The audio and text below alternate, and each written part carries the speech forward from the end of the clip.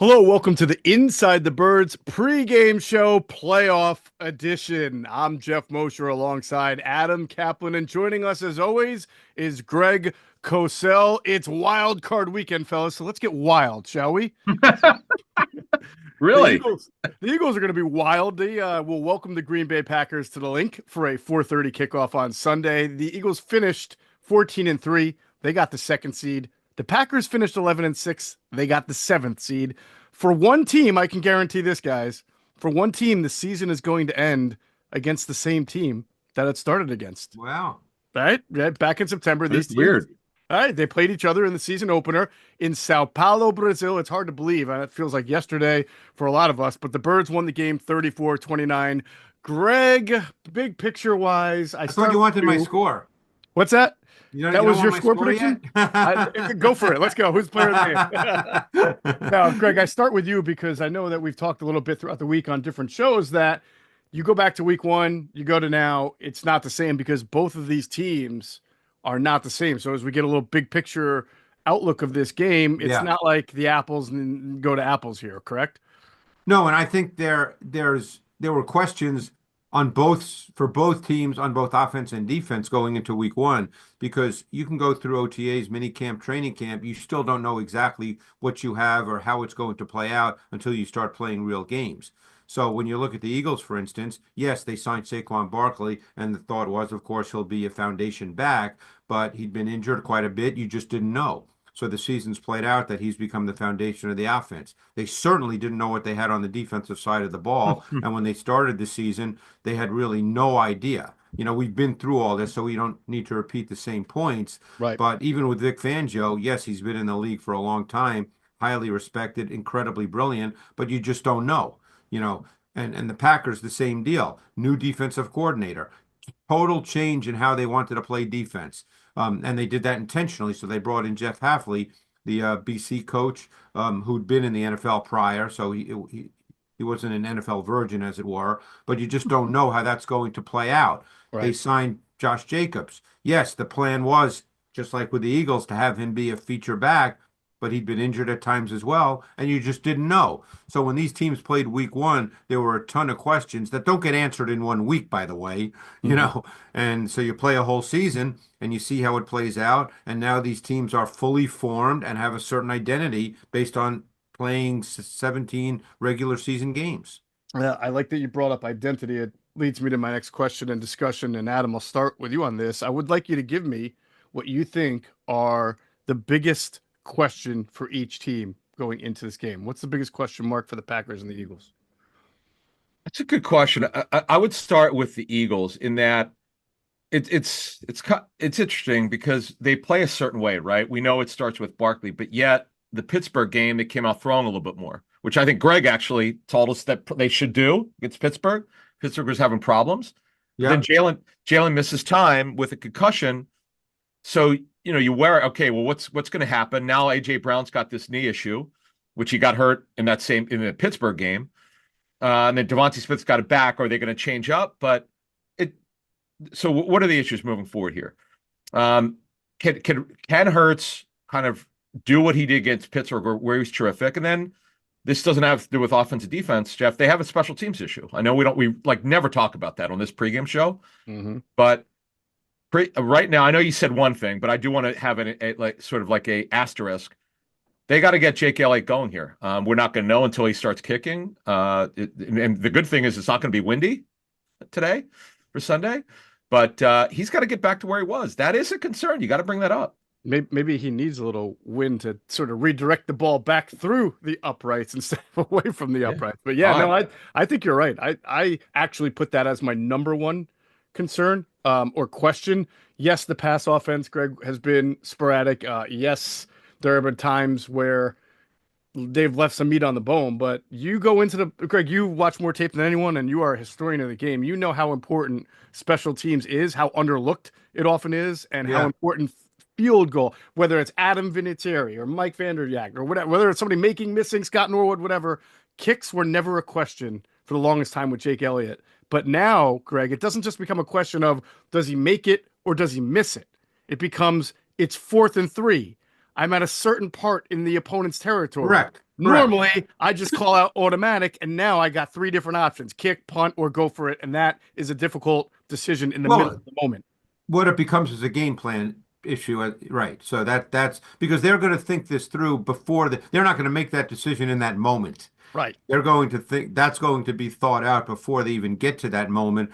So when they get to that situation, Jeff, that you just outlined, Nick Sirianni knows exactly what he's going to do because you don't have time in that moment to stop and think about it. So we'll see. Field goal kicking becomes so important in these playoff games, so important because it dictates, just like you said, how you play. And that's the bigger point. Just like you said, it's not whether you make it or miss it, it's how you play the game. Right. Absolutely. All right, let's turn to the Packers. Greg, what would you say as you look at this Packers team? For me, it's a big picture thing is that they just seem against the very good teams, because that's who 5 of their real losses have come to. We know the Chicago Bears lost in the season finale. They pulled their starters, but the losses to the Lions, the losses to the Vikings, the loss to the Eagles, it seems like they've done just enough to not win. They fall short in a category or another, and they have not gotten over the hump against an excellent team like that this year. Yeah, I'm not sure what to make of that because you're dealing with 3 really good teams. So that doesn't mean the Packers are a bad team. Right. So I don't know what that means. And look, they could come into Philly, very tough place to play, as we know. Eagles, in many ways, some believe that they're the best team in the NFL. They're certainly, if not, they're very close to it. The Packers are good, and there are so many factors in a game like this that variables that we can't even speak about now because we don't know how that's going to play out other than just talking about offense, defense, the usual stuff, round up the usual suspects. But, they're a good football team. We'll see how it plays out. But in some ways, they've evolved similarly to the Eagles. No one would say Jalen Hurts is a bad quarterback. I don't think anybody would say that Jordan Love is a bad quarterback, but both these teams have evolved to the point where the quarterback isn't necessarily, depending on the nature of a given game, the driving force. Now, for the Packers, more often Love has had to be than Hurts has had to be, just because the Eagles are a more complete team. But that's the way these teams have evolved. The question is, in this game, does either or both of the quarterbacks have to become a much bigger factor in the calling of the game? Right. That will become a function of how the game is, plays out. Adam, from your understanding of the Packers, where would you say you have the biggest question on their end? Corner. There's no question. I am, when I was breaking down their numbers this week, I'm surprised that they've not gotten beaten more than they have. Though, Greg, Jeff, you brought up, if you look at the numbers, ironically, if you look at the team, like Sam Darnold against them has played really well. Jared Goff has played against them really well. Now you look at some of their big wins, it's against maybe not such good passing teams, Colts, Titans. Though they played pretty well against the Rams. We'll give them credit for that. The defense played well that game. They crushed the Cardinals. We know C.J. Stroud has not had a great year. They played well against Caleb Williams, fairly well the first matchup. Did great against the Niners, but if I'm not mistaken, didn't. Yeah, that game was started by Allen, the quarterback. Yeah, Brendan Allen, right? Yeah, so yeah. So we have to look at that. But yet, you got to mention it because the fact against the better opponents with guys who are passing the ball really well, their defense did not play well for whatever reason. We used to have a phrase, but we used to call those front runner teams. They would get fat off the bad teams. Honestly, I think they are to an extent. Yeah. I mean, I get what Greg is saying. Look, any team is you make the playoffs, you could win on the road. They're a good team, but I just feel like this secondary is beatable, and that's what I said at the outset here when you asked me about what are things to look for. Yes, the Eagles are a run team. There's no question about it. But I bring up that Pittsburgh game. I love the approach in that game when they came out throwing. That's typically not what they do. True. Well, and I think I mentioned that earlier in the week when we had one of our conversations that it wouldn't surprise me if they take some shots early in the game to test those corners. Yeah. And Brown's going to play. He's not going to sit out.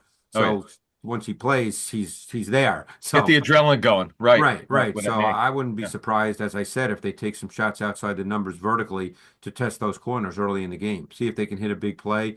Because if you hit a big play early in the game and maybe it's a touchdown, that kind of changes. I mean, Does. you know how coaches are. They'll say, Yep. hey, no big deal. It's one play. Let's stay with what we do. But it kind of changes the feel of the game. You know what, Greg? It's so funny you brought that up because we all know John DeFilippo, the Yeah. former Eagles quarterbacks coach, and I remember talking to John about that Vikings team, the championship game. Obviously, the big play was when they got the strip sack from Chris Long, but they also got I think was it the flea flicker? What was the big play to Alshon? Yeah, the flea flicker. Yeah. Right, Yeah. right. Yeah. Just when, and their offense was phenomenal in that game. It only takes one play, as Greg's talked about, to get things rolling. Now, I want to mention one thing though, and I think we'll learn this early on. You're going to know what AJ Brown's knee is. If they're not taking shots with AJ Brown in this game, clearly this knee issue, which remember he got that knee jacked up against Pittsburgh on that awkward tackle. You saw him go to the sideline. Yeah. He's not been the same since then, Jeff. Let's call it like it is. Yeah, he said in the locker room on Friday, he said, I'm banged up, but so is everybody at this time of the year. He expects to play. So he's trying to downplay it like it's just what everybody's going through. We'll see, to your point, Adam. And we'll get into how the Eagles have used him with Greg, because we said we were going to ask him a few questions to see if he's detected anything when we talk about the Eagles offense. But your point parlays well into our injuries segment. For the most part, looks good as we get into Eagles injuries. Jalen Hurts cleared concussion protocol. He's expected to play. He carries no injury designation going. Well, he doesn't carry a concussion. Does he? I think he carries no injury designation, even though right. Well, what it is he carries no game status designation. That's what I mean. Yeah. Right, but he's been cleared out of protocol, and he got cleared prior to Friday's practice, which means because he had the full practice Friday, and then they cleared him from the independent neurologist, so that's great. Right. AJ he is still dealing with the finger, obviously, but that's not prohibiting him from practicing. Right. By the way, that's a broken left finger. Mm-hmm. Kenny Pickett's got multiple broken ribs. You know what's funny? I don't know if you picked this up, and I don't think it means anything. But he said Kenny Pickett looked fine with the scout team this week. I just thought it was funny that he said that because Nick doesngoing to give any information out. He used to. His first year, he gave out maybe too much. Right. But I just thought that was interesting. And by the way, Grant Calcaterra, he's going to be fine for this game. He's got this shoulder injury, and we know about his injury history, so that's a new injury for Grant. That's right. He was a full participant Friday. Yes. Expected to play. Jack Driscoll was sort of a late entry onto the IR, so he will not be available for the team. And otherwise, the guys you normally want to know about, Dallas Goedert, good to go. And of course, Devontae Smith, AJ Brown, all good to go. So the Eagles go into this game fairly healthy. And obviously at the important positions, they are good to go. Packers are a different situation because, and as most people know by now, Christian Watson suffered an ACL injury. So he will not be able to play. He's on injured reserve. And of course, so is their very good corner, Jair Alexander. He'll be out for the game. We talked about this a little bit on the pod, but Greg, I want you to again go through what the Packers secondary looks like without Jair Alexander, not only from formationally, but are they good? Can they still prevent explosive plays? Well, I mean, yeah, that's a big question, obviously, because they've had to move people around. Now, Keyshawn Nixon has played really well for them. He was their slot corner for the last number of years, basically began this year as their slot corner, but due to injury has had to become essentially an outside corner pretty much on every snap. Now, when they do go dime, sometimes that might change. He will go inside, but they don't play many snaps of dime. They're a high percentage nickel sub defense. So what it means now is on the outside, you have Keyshawn Nixon and you have Carrington Valentine. Those are the two outside corners.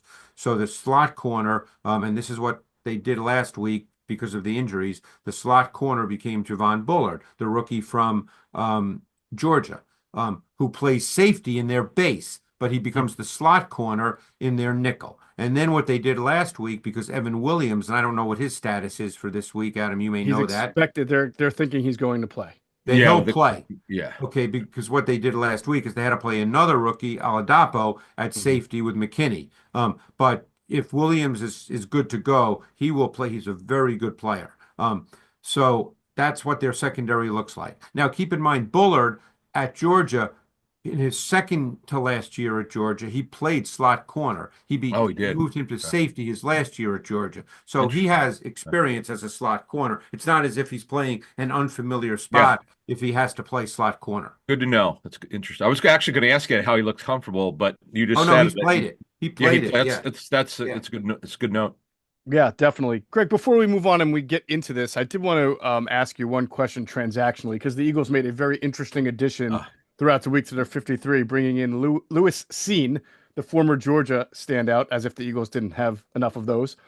He was, as you know, a very high pick, He was. 32nd overall by the Vikings 2 years ago. And as Adam and I detailed on the podcast, sustained a major compound fracture injury as a rookie. The Vikings parted ways with him after 2 years. He was on the Bills practice squad this year. The Eagles add him to their 53 going into the playoffs, which is very interesting. What year did he come out? 2 years ago, 2022. Okay. 2022 draft.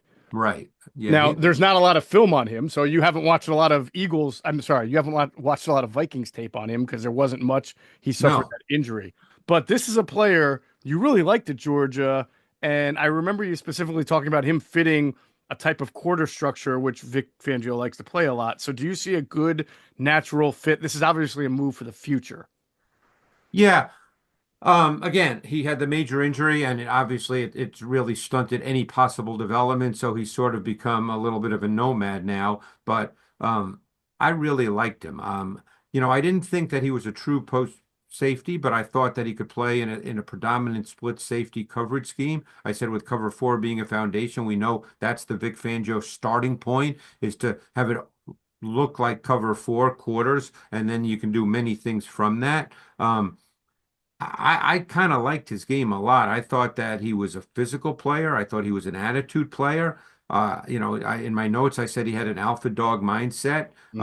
I thought he could become a starting player. Obviously, the injury was severe, so that really to hurt him. He wasn't. He was a little stiff. He was a straight line linear athlete. He played fast, which of course matched his testing numbers at the combine. You rarely see safeties run 4.37. That just doesn't happen. At that size, Greg, 6'2". Yeah, at that size, because he was 6'2" and a quarter, 199 at the combine. His athletic testing measurables were really, really good. So, I'm not the only one who thought that this guy could be a good pro, by the way. So, we'll see. But you're right. It's very interesting that they added him to the 53. I want to ask you though, put the testing aside. That is part of the reason why he was such a high pick. He tested unbelievably for a guy his size to have that speed. Does he compare the way when you say tone setter, plays downhill, hard hitter, alpha dog? You've also said his change of direction isn't great, can be a little stiff. Does that sort of remind you of the similar scouting report from a trait standpoint as Sidney Brown? Somewhat similar. I thought Seen was a better player. But I think in terms of the traits, and I knew as soon as you started going there, I knew that's exactly what you would say about Brown. But I think Seen was a better player in college. Sure, but the traits are somewhat similar. Too. Somewhat similar. Gotcha. Both of them are not your typical post safety. They're more of a downhill box. Right. Correct. Tackler, Yes. right? Yes. All right. Yes. Good. Playoffs. We're talking about playoffs? You bet we are. Get in on the action at DraftKings Sportsbook, an official sports betting partner of the NFL. Scoring touchdowns is the key to winning in the playoffs, and you can score big by betting on them at DraftKings, the #1 place to bet touchdowns. Ready to place your first bet? Try betting on something simple, like a player to score 6. Go to the DraftKings Sportsbook app and make your pick. The lines are already up on DraftKings. The Eagles 4.5-point favorites against the Packers. Lines and odds are subject to change. New DraftKings customers can bet $5 to $200 in bonus bets instantly. Download the DraftKings Sportsbook app and use the code BIRDS Pregame. That's code BIRDS Pregame, all one word, for new customers to get $200 in bonus bets instantly when you bet just $5. Only on DraftKings Sportsbook. The crown is yours. Gambling problem? Call 1-800-GAMBLER. In New York, call 877-8-HOPE-NY or text HOPE-NY 467-369. In Connecticut, help is available for problem gambling. Call 888-789-7777 or visit ccpg.org. Please play responsibly. On behalf of Boot Hill Casino and Resort, 21 plus age and eligibility varies by jurisdiction. Void in Ontario. Bonus bets expire 168 hours after issuance. For additional terms and responsible gaming resources, see dkng.co/audio. Let's talk about this Eagles offense against this Packers defense. And I think people are going to get blue in the face of hearing us talking about it, but it's very, I think, noticeable and worth saying that the last game Jalen Hurts played from start to finish was that Steelers game. And that was maybe the best display of offense we have seen from him and the entire offense against a very good defense all year long. And Adam, you have continued to go back to that game and wondered or questioned, why can't it continue to look like that? Should it continue to look like that against the Packers? And when I say look like that, so that people understand, what we're talking about is there was a lot of spread formations, a lot of empty backfield, a lot of no huddle, even more than the Eagles have used in the past games this season.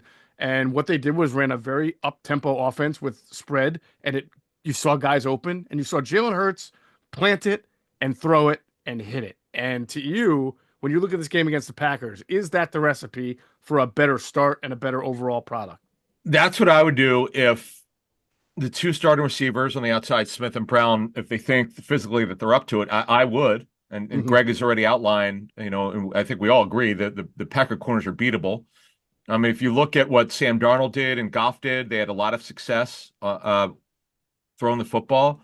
And by the way, that game against the Steelers, just someone told me, and I actually agree with this based on what I saw, is that the level of difficulty of throw was much greater than probably any game or close to it that Hurts has had this season, but he made those throws. Like the Cincinnati game was more pitch and catch. This game, These are tougher throws, and he made them. His accuracy was terrific.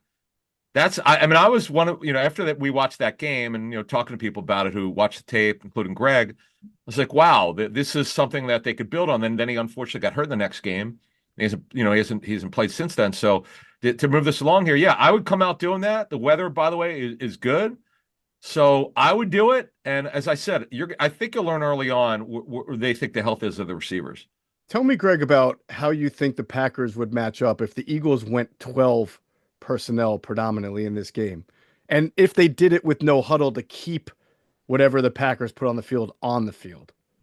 Well, up to this point, the Packers have been pretty straightforward in that if it's 12 personnel, they play their base defense. Now, I think which of the linebackers? I'm sorry, which linebackers play in base defense for them? Well, it would be Quay Walker, who's going to be back this week, correct? Should be. Yeah. So let's assume Quay Walker's back. You're going to get Quay Walker, Edgerrin Cooper, and you'll get a combination of Eric Wilson and Isaiah McDuffie. So those would be the three. And then you'd get Nixon on the outside with Carrington Valentine.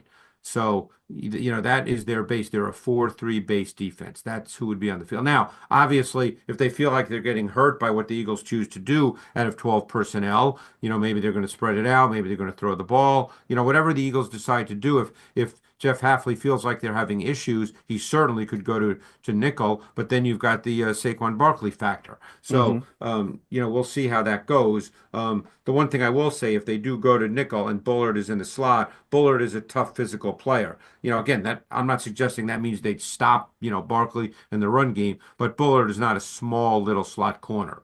Right. And Bullard, how would you compare Bullard's nickel abilities to Nixon, they would like to be their nickel and is when Jair Alexander is healthy?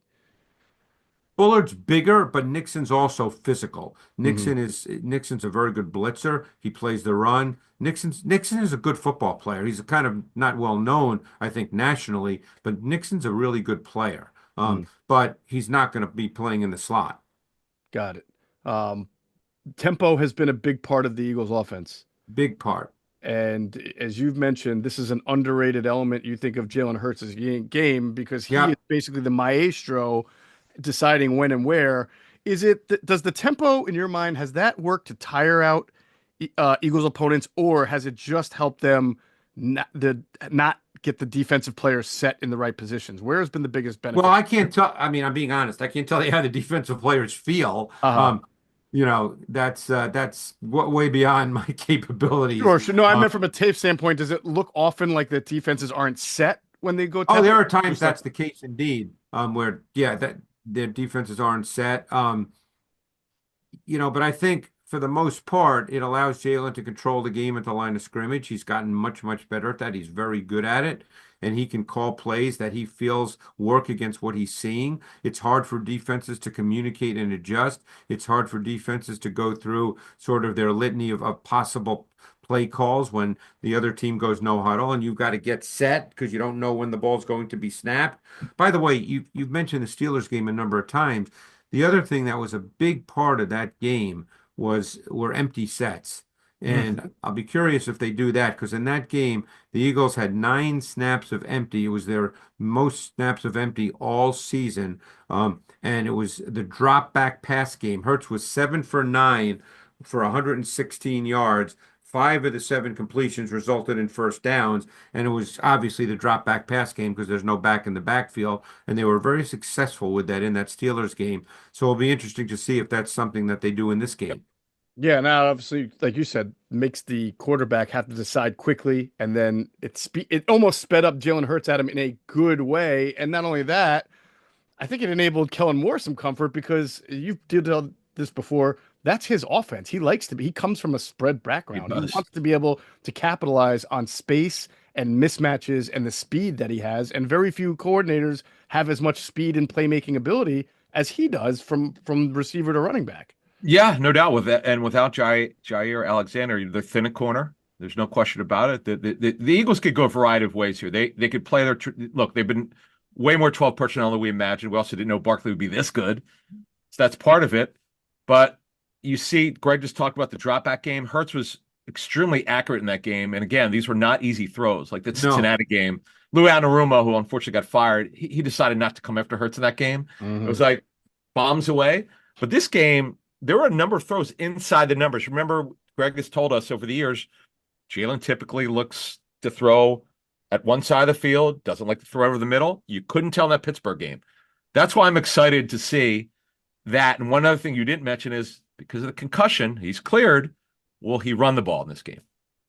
Yeah, I mean, you and I both are believers that not just Jalen Hurts, but when players are healthy and cleared and they're on the field, you generally ask them to do what they ordinarily do. There are some exceptions. I think with Tua Tagovailoa, who's had several gruesome concussions, they would like him to get down sooner, not take a hit, get rid of the right. But with most players, and I'm not making light of a concussion, but that once you're cleared, if it's your first concussion or you don't have them often, you're out there. I mean, Greg Calcaterra was asked to block a whole lot when Dallas Goedert was on IR, and Grant Calcaterra has a history of concussions. Yep. So you see, with healthy, they ask him to do what he's supposed to do. By the way, don't underestimate the inclusion or having Goddard back. I mean, this is massive because Greg had pointed out on one of our tape shows how Calcaterra and Uzama, before he got hurt with the abdomen injury, and EJ Jenkins, how much they struggled. So getting him back, and particularly in the run game, we know how good he is in the pass game. In the run game, he's so underrated. Right. So, Greg, to your point also on whether the Packers want to match up nickel, base, depending on what the Eagles show, they've seen it on tape. They know what the Eagles do. They also have different defensive linemen for different responsibilities. For example, TJ Slayton is a big guy who stuffs the run, right? Lucas Van Ness is a guy who comes in and rushes the passer. So you would imagine that there's a cat and mouse game here for the Eagles. How can I get some good passing weapons on the field, but make them be in a run defense where they have Slayton and other guys who aren't going to rush my quarterback like the others would? Well, it's funny. The more I think about this game, and I think the Eagles' history suggests that, yes, Barkley's the foundation, and we're not going to sit here and say he's going to get 8 carries. But I think they're going to be aggressive. And I think they're going to be aggressive out of 12 because, what they're going to do, don't forget, both Calcaterra and Goddard have the ability to split from the formation. They're not traditional tight ends. I mean, Goddard can do anything, but they're not traditional tight ends in that they have to line up attached to the formation. So it wouldn't surprise me to see them go 12 and maybe do some empty, as we suggested, because they did that against the Steelers very effectively, but go with some spread formations against the base personnel of the Packers and see how the Packers respond to it. Because you're going to get zone. You're not going to get man. So then you're going to see what zone they play, how they do it. Are they going to blitz it? Are they going to just try to play? They have not been a heavy blitz team, certainly not at a base. So, I think there's some feeling out, but you also pretty much have a good idea what you're going to get when you line up with certain personnel and certain formations. Mm, So I just feel that history under Nick Sirianni suggests that they're going to be aggressive early.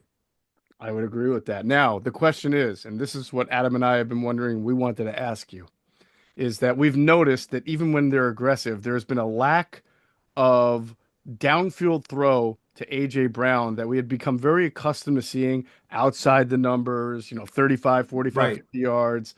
We know AJ is also kind of dealing with a knee injury. Are you seeing anything from a route standpoint or perspective on tape that they are not using him in that manner as much? It does feel like a lot of his receptions over the last few weeks with Jalen healthy have been more of the quick comeback or the quick in variety than down Yes. the field. I mean, I can't tell you why, but Right. No, you're no, right. I know that. Yeah. But you're right. There have not been the vertical routes outside the numbers that we've been accustomed to seeing basically since AJ Brown got here. Mhm. So we've not seen those. Maybe this is the week. It makes sense to at least give that a shot early in the game. Maybe it's a function of AJ Brown's knee. We don't know the answer to that. But no, you haven't seen those. We almost expect to see that every week, at least a couple of times, and we really haven't seen it very much recently. Right. In my head, Adam, it doesn't really make sense that the knee would be correlated because the easier catch and the less contact comes when you beat a guy down the sideline, catch the ball, and run to the end zone. Lately, he's been catching a lot of the in breakers, the Yeah. comebacks where we've seen him take multiple hits, shake them off, and then get yards. But I the way they've used him lately, or the way he's been catching his passes lately, actually puts him in more harm's way than what we used to see when he'd beat somebody over the top and catch a touchdown. So I don't know that it's knee related. It just may be a function of the way the offense is now and getting Jalen the ball out of his hand quicker. Well, remember what happened in the Washington game the last time that Hurts played. He gets hurt early. Kenny Pickett comes in. We didn't know that he broke his ribs. Mm-hmm. So you don't know or were the quarterbacks impacted with the ability to throw the ball down the field. I don't know what it's like. I don't know if I've ever asked a quarterback what it's like to play with broken ribs. May I have, but try to throw it deep as you're suggesting. Now, Mm-hmm. our thing is we don't know with AJ Brown's knee injury. How's his long speed? How is he? It's one thing, okay, short area pass, Right. catch and run, okay. Great But point. non-route, go route, we don't know. No, but again, I'm gonna sort of add to what Greg said. I think we're gonna learn early on two things. A, are they gonna be aggressive like we think he can because you could throw against Green Bay's corners? And B, we're gonna learn how's AJ Brown's knee and how's Devontae with his back? Because Devontae, by the way, has had this back injury for a number of weeks. Mm-hmm.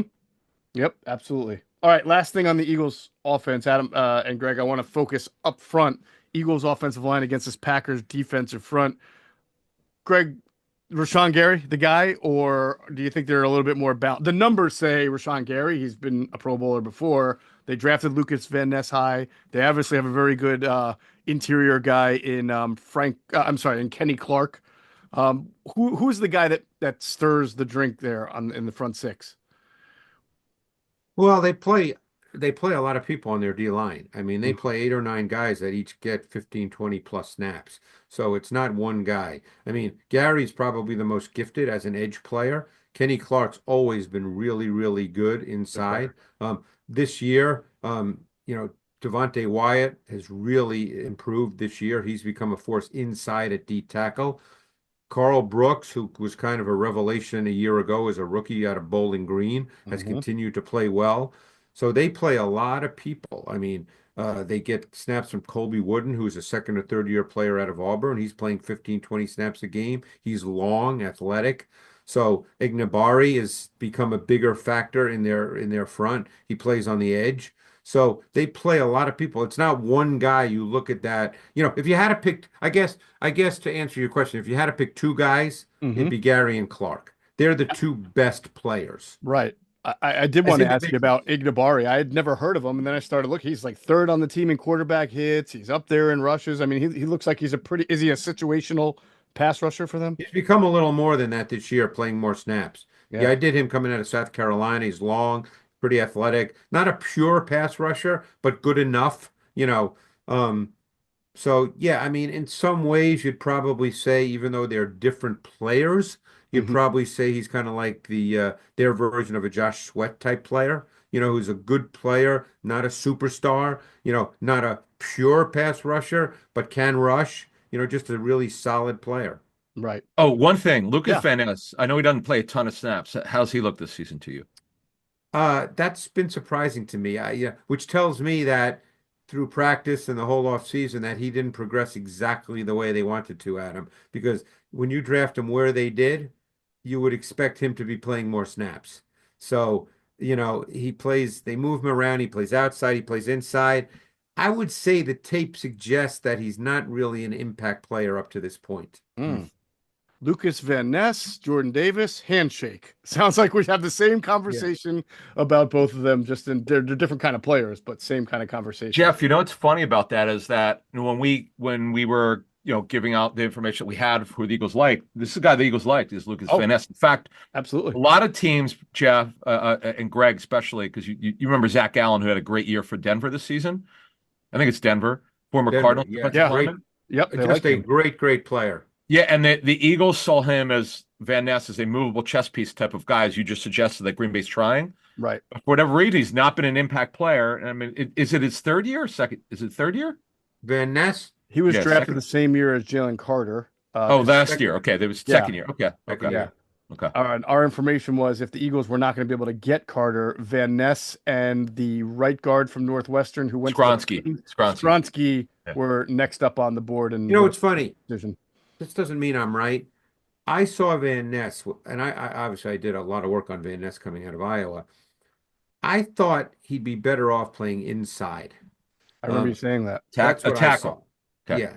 Okay. I saw him more as a potential 3 technique kind of player. Now, they put him inside every once in a while because they're very multiple with their fronts, but he's essentially been an outside guy. Now, I'm not saying that makes me right, believe me. It's just the way I saw him. And I know I wasn't the only one who saw him that way, but that's not the way the Packers have chosen to deploy him. And obviously, by his snap counts, he's not progressed the way they would expect a first-round pick to progress. Right. All right. So let's parlay that into a conversation about the Eagles' defense now against this Packers offense. Jordan Love is interesting, Greg, because he suffered this injury Adam and I were talking about in the podcast in the season finale where, his hand, he said, felt numb, got hit in the elbow. Sometimes that pain from the funny bone or wherever you get hit will go to your hand. And then he was limited earlier in the week, and then he practiced in full, but he did say he had some elbow soreness. So this is a guy who has a pretty strong arm. So if you took some of that away and if there's some elbow issue in there, you might be talking about a different style of offense and a different kind of player. And he plays to his arm because Love is the kind of quarterback that will sit in the pocket and then deliver the ball at the intermediate deeper levels with tremendous velocity. So he plays to his arm. So again, I know he's been a full participant in practice all week, correct? I don't believe. Well, he was limited Wednesday and then I think full by Thursday. And he took all his reps, right? But he's another one, guys, that we'll see early on. Yeah. It won't take long. They have a pretty good receiver core, which we'll get into. So I'll be interested to see that. Mm-hmm. Yes, but I mean, he is a guy that plays to his arm strength. I mean, he's a really talented guy. Sure. So, again, we don't know the answer to that. It's the owner, whatever. It's something that is potentially problematic where you can't grip the football if it goes numb. You can't grip the ball. Right. That would be the Brock Purdy situation from 2 years ago against the Eagles in the NFC Championship. Right. Now, I also believe 2 years ago, Josh Allen suffered an ulnar injury that wasn't severe, and he was able to throw the ball. He ended up never missing practice. I mean, it was remarkable. Exactly. Yeah. So the Packers are hoping B more than A. Well, clearly made it through practice this week, so he's fine. He should be able to go. Adam, obviously when you look at the season opener and this game today, the reason why you can't apples to apples it is for one reason alone. If you were going to pick many, Cooper DeJean is now the nickel cornerback as opposed to Avonte Maddox, who really struggled earlier in the year. And we don't like to say one person can make an entire defense different, but he really has. I mean, that change has made a huge difference for what the Eagles not only are defensively, but what they can do defensively. So this is what's changed. What you just mentioned. This is how many things have changed. Devin White was inactive, healthy inactive. They later cut him. Jalix Hunt, which we predicted would happen, would not play early in the season. He was their fifth edge rusher. You don't dress five edges. The two guys ahead of him would later get hurt down the line. As we know, Huff got hurt with the wrist surgery, and then BG unfortunately lost with the torn tricep. So he has been their third edge rusher. We saw that. But as you mentioned, it's true. The big thing is Cooper DeJean. You can't put it all on him as the reason why the defense had the turnaround, but it's been special. But you know what, though? That game in week one, I do want to mention this. This is Zach Baun's coming out party. It was just ridiculous. 15 combined tackles. I know tackles can be misleading, but he had 2 sacks in that game. But it was everything. I remember we talked to Greg about that, and you did tell us he did pop out on tape in that game. Greg, that's where you started to think, wow, this thing could be a real thing. I remember you were really impressed with Baun in that Green Bay. Oh yeah. No, Baun started right from week one. You really notice Zach Baun, and he's just had a terrific season. I mean, that's one of the unknowns we spoke about at the beginning. You just didn't know. I mean, he'd never played the position before, and he's been pretty good at it. By the way, All Pro. Congrats to Zach. Yeah. He was named on Friday as a AP All Pro. That's Jeff. That's unbelievable. I did look at the entire list of All Pros. What I didn't do, I should have done it harder, is say, is there anybody else that is as unlikely of an All Pro on this list as Zach Baun? I'm gonna guess, even if I went back and look at the list, it's not even close. I wouldn't be surprised because the Eagles are such a good team and they have the number 1 defense. If he got some votes for Defensive Player of the Year. Mm-hmm. Yep. I could see that happening. Yeah. Absolutely. Let's talk about defensive structurally, Greg, because the one thing that we talk about week to week to week is, well, what's Vic Fangio going to do? To your point, that first week he played Cooper DeJean, I believe it was week 5 coming out of the bye against the Browns. He didn't just play him at the slot. He blitzed him from the slot quite a bit in a sim looks. Then the next week, he didn't really blitz Cooper that much. I think it was Zach Baun who was the guy on the sim pressures. And the week after, it was N'Kobe. Then they played the Bengals, and they played a lot of 2-man. Didn't blitz, but played a lot of man. So week to week, Vic doesn't let the opponent kind of know exactly what he wants to do. So when you go into this Packers game, they're without Christian Watson. They do have some decent wide receivers. Where do you lean? Now, obviously, we don't know. What do you think he might do as far as a 1-high or a 2-high structure? Well, I think you have to turn that around, Jeff, and answer it this way. Mm-hmm. What are the Packers going to do from a personnel standpoint? It's a great question. Okay, because we know that since DeJean became the slot corner week 5, right after the bye, wasn't it week 5? Mm-hmm. They've been about 85, 86, 88%. It's somewhere in that range, nickel, in terms of the number of snaps they play of nickel, percentage-wise. It's among the highest in the NFL. So now the question becomes, now that Musgrave is back for the Packers, a very athletic tight end, we've seen how Tucker Kraft has developed arguably into one of the better tight ends in the league. How much 12 personnel, meaning 1 back and 2 tight ends, will the Packers line up in? Because if they do that as a meaningful part of their initial game plan, will Vic go base and take DeJean off the field? Or will he leave DeJean on the field in nickel versus the 12 personnel? Mm-hmm. That, to me, is one of the early things we need to find out in this game. And I'm sure we're going to find out pretty early. If the Packers were to do that, play a lot of Musgrave, get 12, it would remind me of, I guess, stylistically, of the Eagles-Ravens game, where the Ravens play a lot of tight ends. They played Likely, they played Andrews, they played them together. And there were times in that game, if I recall, that the Eagles would be in base against 12 personnel, but there were also times they felt it was better to be in nickel because Cooper DeJean played in that game. It's not like he was completely absent. He just played a little bit less than normal. I mean, against the Ravens. Right. Well, early on, Cooper, right. So the Eagles have shown that they will play nickel versus 12. They've shown that, So again, then it comes down to, as we see it happen, how will that play out? Like, what will the Packers do in terms of formation? Because both Musgrave and Kraft can be split players, just like Calcaterra and Goddard can be. So now you get into how you choose to match up, how you choose to play coverage. What does that mean for your pass rush? These are things we don't know until they play. But I think that's a really interesting starting point. And and we'll see what the Packers do. Just like we'll see what the Eagles choose to do with their two tight ends. Yeah, I mean, I think, if you're Matt LaFleur, he's a very good play caller, Adam. You know that when the Eagles are in base, DeJean is off the field. Two inside linebackers are the same. The difference is Jordan Davis is on the field. When the Eagles are in nickel, Jordan Davis is the one who comes off, not another Right. linebacker or corner, and it's Cooper DeJean on.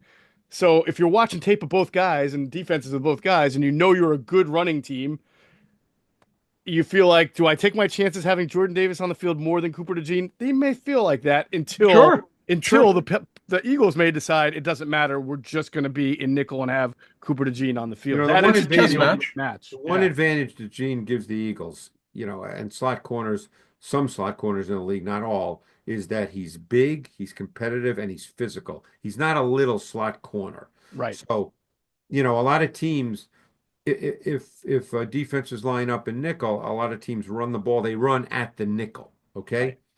Because depending on how you line up, you don't want your nickel to have to get caught being a B gap defender in the run game, and sometimes that happens.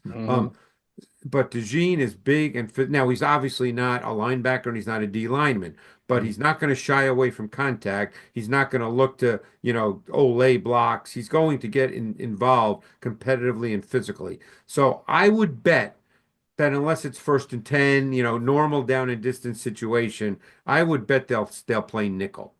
I would agree with that. It'll be very interesting to see early, as you said, Greg, what they do and if there's some kind of counter response after it. Adam, in the secondary for the Eagles, any concern with Darius Slay or maybe even Quinyon Mitchell being a rookie in his first playoff game? Not Mitchell, but Slay. It's funny. I remember you and I were exchanging information. This is like 2 years ago. And leading up to, obviously the Eagles were on an incredible run in 22, but every week it was like, okay, the opponent would tell us, we're going to go after whatever James Bradbury's number was, but they couldn't protect because the Eagles had 70 sacks that season, and it was just ridiculous. Reddick was incredible. Sweat was really good. He didn't, not like last year, he didn't fall off at all. I mean, he was terrific. But every once in a while, I hear from talking to some coaches on offense from other teams, you know what, we want to go after, I don't know, Slay number 2. I'm guessing he might be number 2. Yeah, he's 2. We're going to go after 2. Sometimes they have success. Greg is pointing out to us he's clearly not the same player once was. He isn't bad, but he's not the same guy. Right. Yeah, I would say, isolated a little bit. Now, as I've said about Matt LaFleur, and I get it, he comes, not that he's coached with Kyle Shanahan. They have the same idea. They want to be balanced. They come out running the football. They come out with their openers. They want to run the ball a certain amount of times. I think sometimes that hurts you. Because that's a matchup you want to take advantage of. Doesn't mean you have to throw it against Slay 30 times. You're going to throw the ball 40 times, but you want to take advantage. That's a matchup. That's a good question you had. That's a guy. Almost every team will tell you, here's a guy we want to isolate against. Right. It would be Darius Slay. There's no question. Yeah. And Greg, which wide receiver do you think? It's always hard to tell because they're so balanced, but do you see a mismatch there at all, or just a good matchup that you'll be monitoring closely to determine the game? I know that down the stretch, there were games in which he didn't get many targets, but I would think Jaden Reed is someone they need to get involved in this game. Yeah. He's probably the most purely explosive. Although I think Dobbs has a lot of ability. It's just they don't play to one guy. So people might look at statistics and go, oh, these guys aren't a big problem. But that's, they don't play that way. But I think Dobbs has probably the most pure ability as a receiver, and Reed's probably the most dynamic. And I think they need to get Reed involved in the pass game. And I want to add that Dontavian Wicks is starting for Watson on the outside. At least he's taking a spot. I don't know if they'll play all the snaps there, but Wicks is a guy I know a lot of people around the league like. So they have, and Bo Melton, obviously, from Rutgers, who has been a nice story, Jeff. So as I send it back to you, it's not like they don't have players on the outside. They have enough guys who can do it. So, yeah, as we wrap this up, I'll say this. This is what I've been thinking of a lot this week.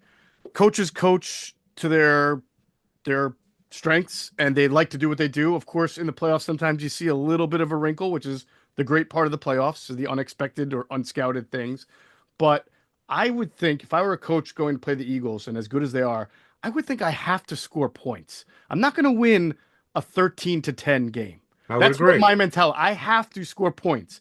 And even though I am a run-heavy team, just like they are, they're a little more explosive running. The Packers are more grind you run. Not that Josh Jacobs can't break a long one, but Barkley is a little more explosive. So I just have to think that Matt LaFleur is coming into this game thinking that he may have to open it up a little bit more at certain times because to win this game, he's going to have to score points. And that's just, I don't know how he balances that with how he likes to run his offense a little bit more methodically and deliberately and control the ball. That's where, though, the challenge for any, we've talked about this, just like when people were talking about why do the Eagles get off to slow starts. That's the challenge when you're a game planner and a play caller is you're right. It's not likely to be a 13-10 game.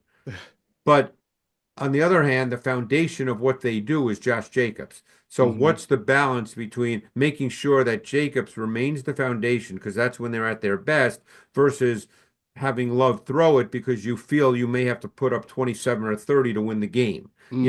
That it's easy for us to talk about that and act like we know, but that's a really hard deal. Just like we spoke about the Eagles many times with the Patreon group when they'd all ask me about the slow starts. And, it's hard because, you're not going to say, well, let's not give the ball to Barkley because we need to score early. Let's just come out and throw. It's not that easy. Right. Matt LaFleur is not going to go into the game thinking I need to score points, so I'm going to pass the ball 15 straight times. No, the trick is the balance. How do I maintain what I do best, but also figure out a way to get that ball? Now, if they throw the ball early just as part of their initial approach and they find out they're having tremendous success for whatever reason, whatever the reason, it could be any number of things. He may start to call more pass plays just because he feels like, hey, we're moving the ball and they're struggling to rush us. They're struggling to cover. You know what? We can create some chunk plays. That becomes part of the game flow. But I don't think they're going into this game with the idea that we better drop Jordan Love back 45 times or else. Right. That is not the way LaFleur thinks ever. No. He's a big Mr. Balance. He's Mr. Balance. Got to be balanced. So, yep. All right. So with that, we come to our favorite segment where we try to predict who's going to win, what the score is going to be, and of course, who's going to be the MVP. And if according to our friends at DraftKings, the Eagles are 5.5-point favorites. I believe that line moved a little bit throughout the week, but Eagles 5.5-point favorites over the Packers with an over. I'm ready, Jeff. I'm ready. Under 45.5. You're like the guy who raises his hand and goes to the teacher. So I start off. Just want to get it over with. Yeah. Go ahead. Go ahead. I believe without any inside information that the Eagles are going to be aggressive. I just think that that's been their history in a lot of bigger games, and by saying that, I don't mean that they're going to shun, Saquon Barkley, but I think they're going to be aggressive. And I think I'm going to pick Jalen Hurts as my player of the game or MVP, whatever we're calling it. Wow. And I think the Eagles are going to win this game 30-24. Ooh, okay. High scoring. Okay. I think that's interesting for a reason. But go ahead, Adam. I will go to you. What do you see? Well, I see the Eagles winning 27-17. And the guy that I'm going to pick, looking at the way that the Packers sometimes have covered tight ends, boy, they've had some bad games against tight ends this season. Okay. Just looking at the numbers, I think Dallas Goedert, because he's so important to both their pass and run game, I think this is going to be a big game for him. And he'll score a touchdown in this game because, again, we don't know about Smith and Brown, about how effective they're going to be. But I like Goddard to have a major impact. And boy, did he look good in that cameo, that one quarter against the Giants. He looked pretty healthy. All right, good stuff. It is going to be a clean sweep here for the Eagles. I'm predicting the Eagles to win as well. I kind of had this vision of the Eagles and Packers playing a pretty tough game for the better part of 3.5 quarters. Eagles having something like a 23-20 lead, and then Barkley breaks a long one for a touchdown to make it 30-20, and that's how it's going to wind up finishing. Eagles 30, Packers 20, Saquon Barkley, MVP. Regardless of what happens, we're going to talk about it on Inside the Birds post-game live. Myself, Adam, maybe even a special guest. We'll see. So everybody stay tuned and make sure you're watching the show directly after the game. And, of course, follow the coverage on InsideTheBirds.com. For Greg Cosell and Adam Caplan, I'm Geoff Mosher. Enjoy your wild card football watching, everybody.